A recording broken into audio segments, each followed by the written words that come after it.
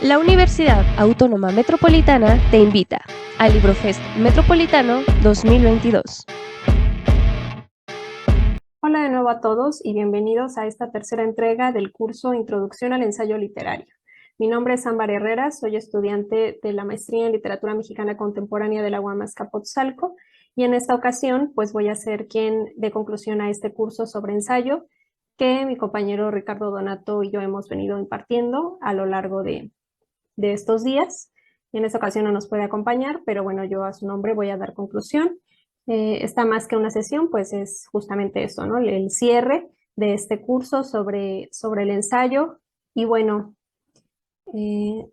como recordaremos en nuestra primera sesión, revisamos algunas de las definiciones básicas del ensayo, revisamos a algunos fundadores del género como Michel de Montaigne y algunos teóricos que establecieron las bases para la conformación de este género como Theodor Adorno o George Lukács.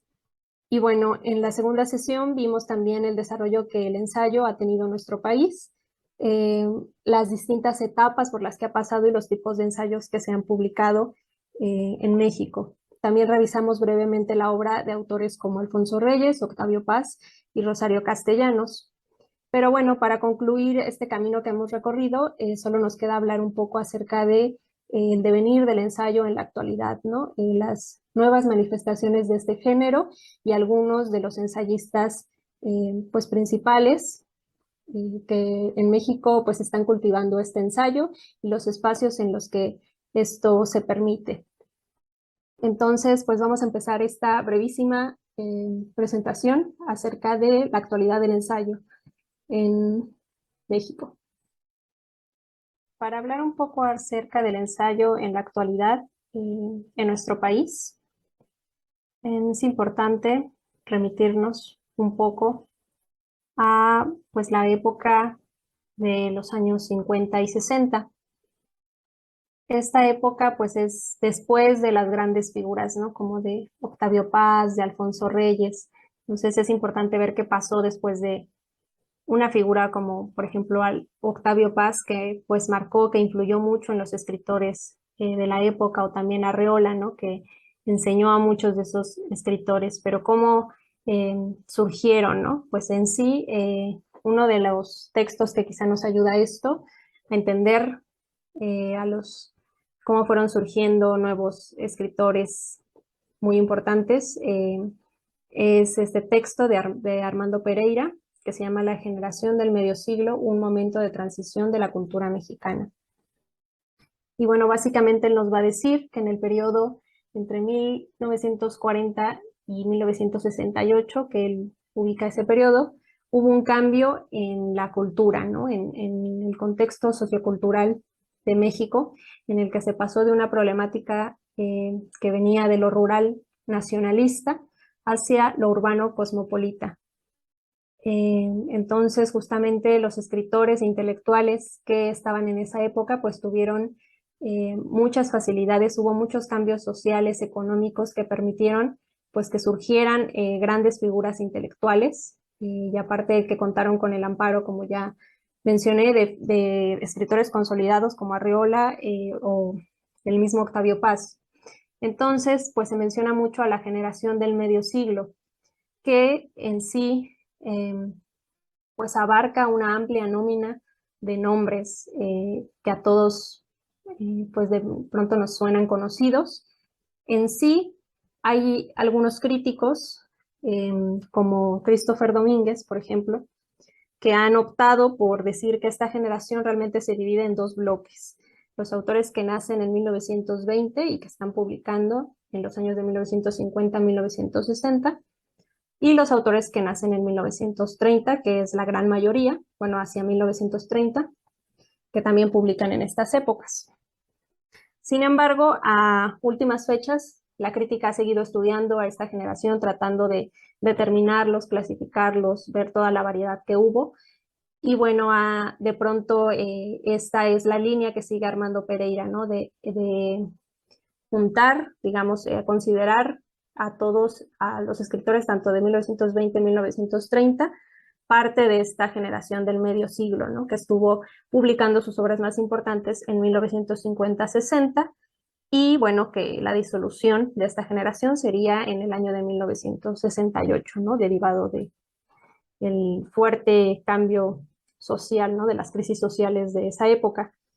Pero bueno, entonces, si tomamos este paradigma de Pereira, pues entonces nos quedan muchos nombres realmente en esta generación.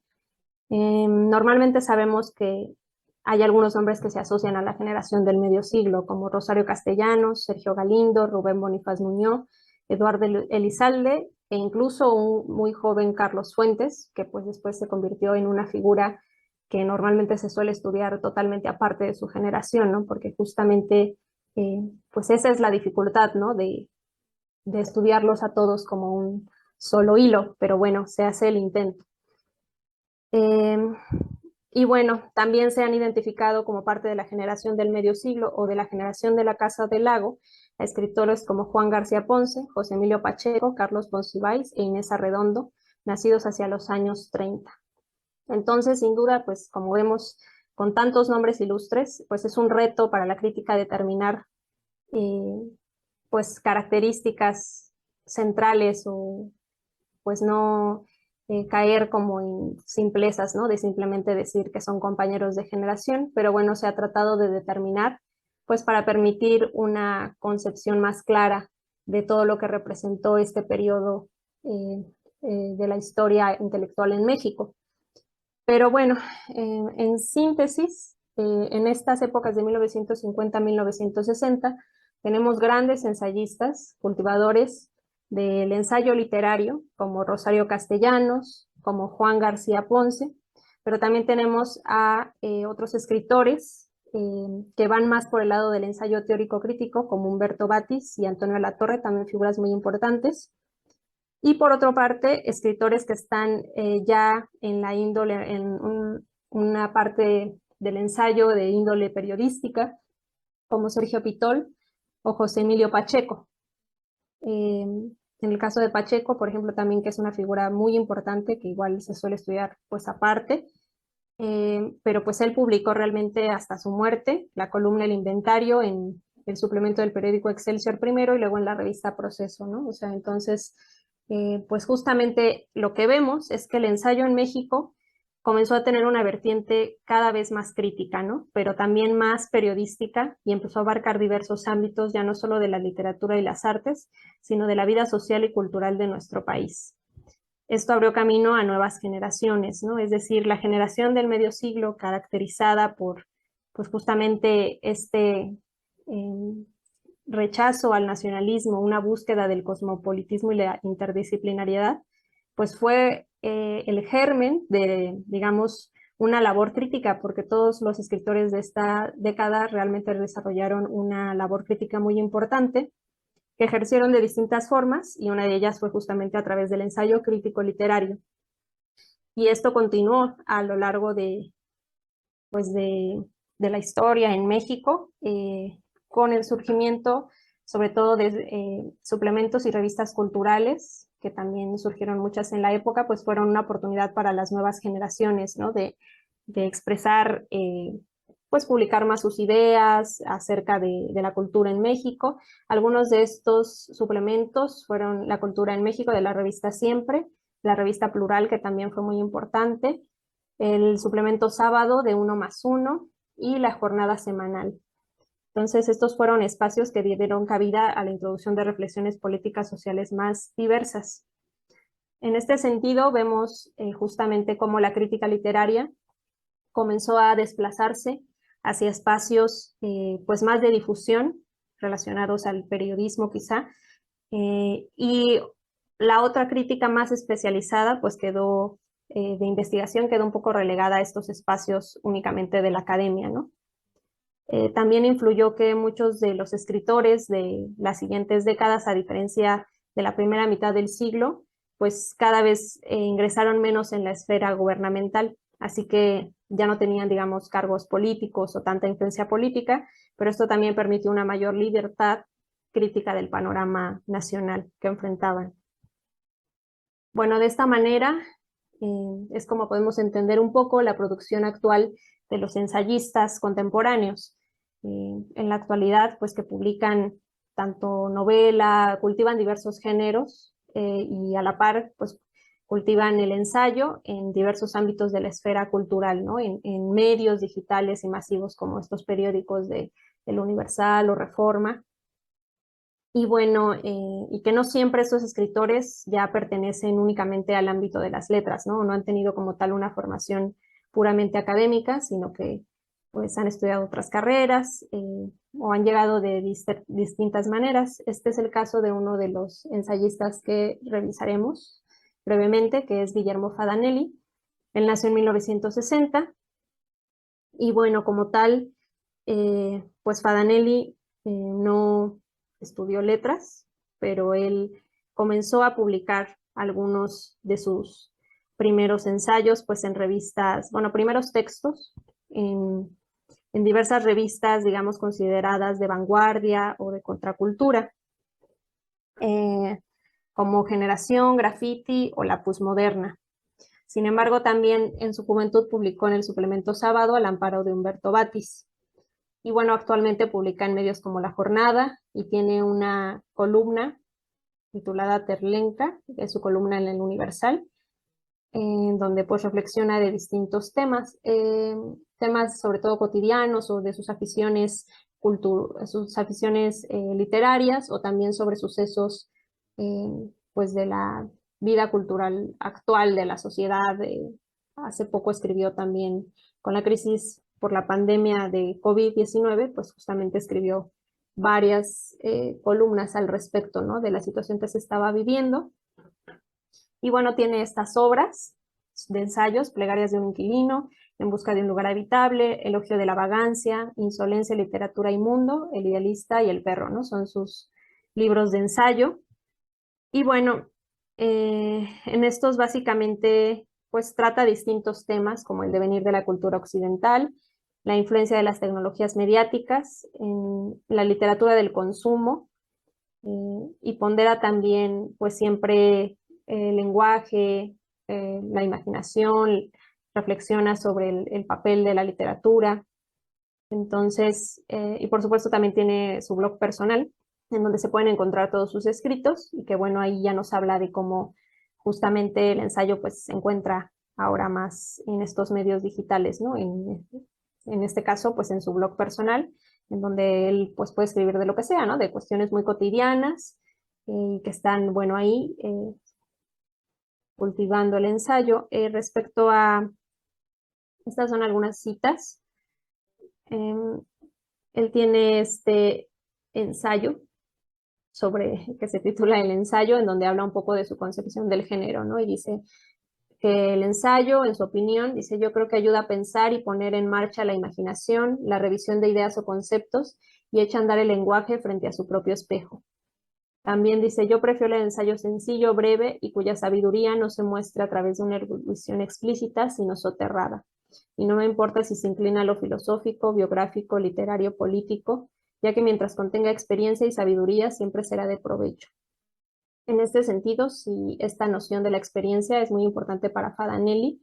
Él pues sí está más cercano a esta noción de la esencia del ensayo de Montaigne, ¿no? Del ensayo que se escribe a partir de la propia experiencia, ¿no? A partir de la experiencia de vida del ensayista, que se nutre pues, de sus propias experiencias y de su subjetividad. Entonces, para Fadanelli esto es muy importante, ¿no? Siempre va a reivindicar justamente la escritura de mano de, eh, pues, los sucesos cotidianos, ¿no? Como los paseos, recorrer la ciudad, siempre va a ir de la mano esto para él con la escritura. Y bueno, también está este ensayo de literatura de consumo en su libro En busca de un lugar habitable, que bueno, es justamente una crítica a la industria de la literatura en la actualidad. Dice: ¿por qué razones puede ser leído un escritor en la actualidad? En general se debe a que su nombre o su obra han circulado fácilmente por las redes del mercado. Y sin embargo, esta arrogante producción de libros no parece responder del todo a la exigencia o a la necesidad de un cultivo espiritual, ¿no? Justamente habla de esto, ¿no? De pues elabora una crítica hacia pues la industria literaria en la actualidad, cómo muchas veces influyen otras técnicas de ventas, del mercado, y ya no necesariamente pues esta cuestión autorreflexiva y crítica que tienen ciertos géneros como justamente el ensayo, ¿no? Entonces, otro de los autores muy importantes es pues Vivian Abelsoushen. Ella nació en 1972, es una escritora también que ha hecho un trabajo bastante interesante sobre el ensayo en la actualidad. Algunos de sus libros de ensayo son Una habitación desordenada, Escritos para desocupados, en donde reflexiona pues un poco sí sobre la forma de concebir el género, y bueno, también tiene un trabajo muy importante que se llama Contraensayo. Este libro de Contraensayo es una antología del ensayo mexicano actual, en donde ella realizó la selección de diversos eh, ensayistas, escritores y ensayistas jóvenes que pues justamente están cultivando este género y renovándolo, ¿no? Que no solo se quedan en lo tradicional, sino que a su punto de vista pues están renovando el género, y que pues por eso la titula Contraensayo, ¿no? O sea, que van contra lo tradicional en lo que ya se ha quedado el ensayo a su parecer. Bueno, ella va a definir un poco el ensayo en su libro Escritos para desocupados. Algunas de las características dice: mientras la academia y el mercado escriben a favor de sus propias convenciones, el ensayo sospecha de toda convención, se ríe del aparato pseudocientífico, rechaza la idea de composición, traiciona las expectativas del lector, pone en duda la posibilidad de llegar a alguna parte. Pues va a destacar esta cualidad que tiene el ensayo, ¿no? De ser libre, flexible, de poner en cuestionamiento las cosas, en contraposición con los ensayos que en su opinión se han quedado pues ya en la repetición de fórmulas gastadas, ¿no? O incluso el ensayo que de pronto realmente ella dice ya eso, ciertos artículos de investigación que se hacen para cumplir con determinados programas de becas o cosas así, o los trabajos académicos, pues eso ya no se puede considerar ensayo, ¿no? Ya no tienen la esencia de un pensamiento crítico, sino la repetición solamente de fórmulas. Y pues va a apelar a esto justamente en la introducción de este libro de contraensayo. Dice: si las termitas de la reducción, esa forma en que los medios estandarizan la cultura en su nivel más bajo, han tomado al ensayo por rehén, entonces escribamos contraensayos, libres, anarquizantes, imprevisibles, en cambio continuo, ensayos escritos a varias manos, en colaboración tumultuosamente o en parejas. Esta cita continúa diciendo: derivas que propicien las colisiones del yo. También ensayos escritos en los márgenes, a pie de página, con diagramas de flujo o en flash. Ensayos que se contaminen de la ductibilidad del texto digital, el hipertexto, la proliferación de links y las intermitencias contemporáneas, ¿no? Esto me parece muy interesante porque pues justamente ya va a hablar del ensayo experimentando nuevos medios digitales, ¿no? Va a decir pues que eso es un poco el porvenir del género, ¿no? Las nuevas posibilidades del género. Este libro es del 2014, pero bueno, pues ya en ese entonces las tecnologías y el internet pues figuraban, ¿no? En lo que sería, digamos, del 2012, perdón, ese libro. Pues justamente ya se podía vislumbrar que había nuevas oportunidades pues para la literatura y para también este género del ensayo. Y bueno, como les comentaba, ella reúne a varios ensayistas nacidos en 1970, eh, como Guadalupe Nettel, Luis Amara, Verónica Gerber y Heriberto Yepes, ¿no? Que justamente pues ella considera que están innovando el género, que no se quedan en la repetición de lo mismo, sino, por ejemplo, Guadalupe Nettel va a destacar esta capacidad ensayística, pero también poética, ¿no? De combinar estos dos géneros. Y bueno, también en el caso de Heriberto Yepes, pues es una figura muy importante de la vanguardia, que pues por sí solo, pues también es muy importante su obra, pero en este libro ella recupera un ensayo de Heriberto Yepes, que es Yo acuso al ensayo y lo hago, en donde también Yepes realiza una autocrítica del género de forma irreverente, pero que pues apunta justamente a volver a la esencia del género, ¿no? De realmente cultivar el pensamiento crítico, y la libre expresión. Entonces, tiene también otros ensayos como contra la televisión de 2008, pero bueno. Finalmente, me gustaría volver a destacar pues esto que Vivian Abensousan destaca acerca de las posibilidades del género en la era digital, ya que ella menciona que el Internet ofrece nuevas dimensiones, ¿no? Aún no exploradas por el ensayo. Aquí ya ella menciona, por ejemplo, esta derivación, el videoensayo, que realmente ya es un concepto que sí, pues tiene también su historia muy larga, ¿no? Pero que justamente pues es una de las posibilidades en las cuales quizá el ensayo pues puede tener distintas manifestaciones y formas de expresión, ¿no? De combinarse con los medios digitales, de adaptarse o también simplemente estando ahí en línea, ¿no? Como en el blog de Faganelli, que ahí están todos sus ensayos y pues obviamente es una interacción más directa con todos los lectores que le comentan. Pero bueno, para ilustrar un poco esta cuestión del videoensayo y de las nuevas formas, quiero mostrarles brevemente este videoensayo de Ariel Avizar, Extensions of Mad Men, en donde pues básicamente él realiza una yuxtaposición de imágenes y audio para crear una reflexión sobre el trasfondo temático de la exitosa serie Mad Men a través de las ideas del teórico Marshall McLuhan acerca de la influencia de los medios de comunicación en la vida social de las personas. Y bueno, esto nos hace reflexionar sobre el formato ensayístico, ¿no? La transmisión de ideas a través de este nuevo medio que es el video, la imagen, con las ideas recuperadas, ¿no? De Marshall McLuhan. Entonces, bueno, vamos a ver una parte de este video. Voy a adelantarlo a la mitad, que es donde empieza la yuxtaposición, porque la primera parte es como la lectura del texto. They're flipping, dividing all things to control. Operational and practical. That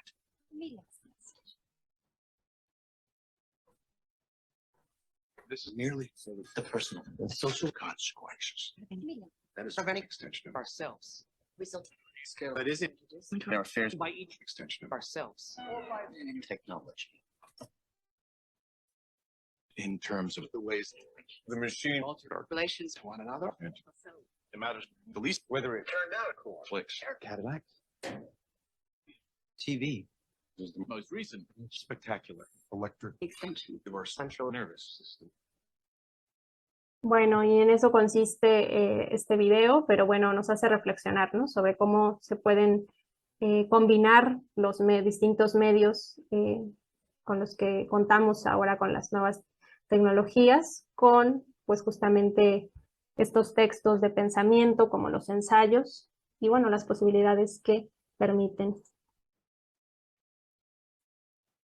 Y bueno, finalmente también quería pues recomendar y mostrarles el trabajo de Nicky Case. Él es creador de juegos interactivos que nos plantean la posibilidad de si este tipo de trabajo, aunque quizá él no lo vea así, pero puede ser una forma nueva en la que el ensayo también se está introduciendo, en tanto que podemos ver que estas pues especies de juegos, de dinámicas interactivas, poseen una argumentación articulada que trata de mostrar al usuario información acerca de temas como la ansiedad, la salud mental e incluso de ideas más académicas, como las que vimos hace un momento en el video de Mad Men sobre las teorías de Marshall McLuhan acerca de la comunicación. Y justamente en este tema, pues él tiene digamos, una especie de videojuego interactivo, por llamarle de algún modo, que en síntesis consiste en fotografiar, bueno, se titula esto, ¿no? Nos convertimos en lo que contemplamos. Que bueno, atañe a estas ideas que postula McLuhan sobre la influencia de los más medias en la sociedad. Y bueno, primero la temática es anunciada a través de una frase de McLuhan en la introducción, pero conforme avance el juego es posible entender las problemáticas que el autor está evidenciando, ¿no? Y la reflexión que está haciendo también el mismo, pues en este caso, autor del videojuego, o de esta actividad interactiva. en que está evidenciando, ¿no? Cómo distintas de medios, al utilizar ciertos encabezados o manipular las noticias, pues influyen en la percepción de las personas, ¿no? Y bueno, el juego consiste en eso, ¿no? En tomar fotografías de momentos clave que finalmente pues llevan a ir desenvolviendo los argumentos, las teorías de McLuhan. Entonces aquí está el juego. Como les decía al principio, es una introducción de Marshall McLuhan. Y bueno, aquí se tiene que tomar la foto, ¿no? De algo particular, peculiar, como este con sombrero. Y sale ese encabezado, ¿no? Lo que provoca que otros personajes también empiecen a usar el sombrero. Pero también, por ejemplo, aquí estos enamorados. La crítica, ¿no? Un encabezado de crítica que hace que pues se sientan avergonzados. De pronto empezamos a ver un personaje con cierta furia. Siguen ahí un poco. Si tomamos, por ejemplo, otra vez al del sombrero. De pronto ya dicen, no es cool tener sombrero, entonces ya los personajes se empiezan a quitar. Si volvemos a tomar, vuelve a salir esa noticia, ¿no? Pero, por ejemplo, si tomamos a este personaje enfurecido, nos pone que no está haciendo nada interesante, ¿no? Entonces tienen que ser momentos muy claves. Momentos claves. Pero bueno, aquí vemos cómo justamente ya lo pone aquí como un ataque, ¿no? Que preocupa, que cambia la percepción de los demás. Entonces, bueno, ahora empieza a generar división, ¿no? Entre la población, entre los de cara circular, cara cuadrada. Entonces, bueno, así en esto consiste. Cada vez se van enojando más, ¿no? Ahí ya empieza. Bueno, al final resulta en eso, ¿no? Pero realmente si tomas actos buenos, pues no influye nada, ¿no? Nadie observa esa noticia. Y bueno, eso es todo respecto al trabajo de Nicky Cates.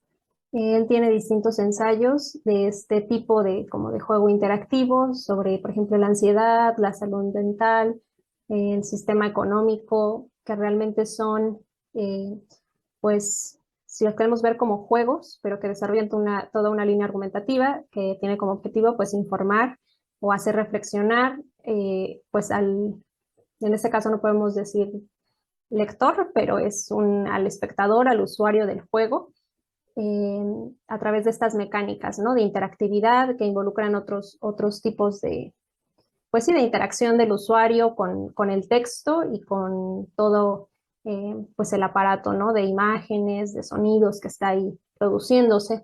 Entonces, pues este tipo de manifestaciones de las tecnologías modernas, como lo que vimos del videoensayo o estos juegos interactivos, pues nos hacen justo reflexionar cuáles son los alcances del género, ¿no? O las posibilidades del género del ensayo, y bueno, cómo puede derivar, nos hacen pensar realmente la interacción de los autores de estos contenidos digitales, pues cómo están modificando el texto, cómo están llevándolo a la comprensión de las personas pues que visualizan este tipo de contenido. Y bueno, sin duda son temáticas muy interesantes que convendría ahondar con profundidad en otro curso. Pero bueno, el propósito o el objetivo, el motivo por el cual los proyectamos aquí fue para pues que tengan ustedes una idea, ¿no? De lo que uno se refiere cuando se mencionan, digamos, los nuevos devenires del ensayo en la era digital.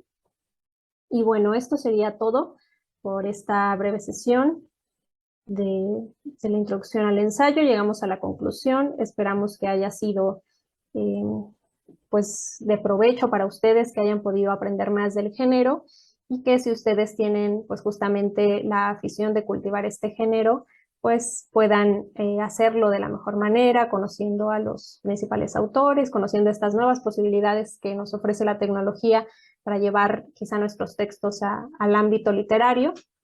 Y bueno, cualquier duda, todos los materiales se encuentran disponibles en el plan de la clase, del curso que se debió de compartir a través del LibroFest. Ahí vienen todos los materiales, vienen links a más videoensayos, a más de estas producciones de Nicky Case, que también son muy interesantes, ojalá las puedan ver. Y bueno, cualquier duda que tengan, nos gustaría mucho que nos contactaran al contacto que aparece en pantalla. Por ahí nosotros podemos resolver cualquier duda, e incluso si ustedes pues practican este género del ensayo, nos será de mucho gusto para nosotros poder leer sus textos y aconsejarles algunas cuestiones o darles nuestra retroalimentación, ¿no?, de sus textos. Sería un honor para nosotros si gustan hacerlo. Y bueno, pues no queda más que despedirnos. Esperamos que este curso les haya servido para conocer más sobre el género, sobre los representantes de nuestras letras mexicanas, y que bueno, sigan investigando más acerca de las diversas manifestaciones del ensayo en la actualidad. A nombre de mi compañero Ricardo Donato, les doy las gracias y bueno, hasta la próxima.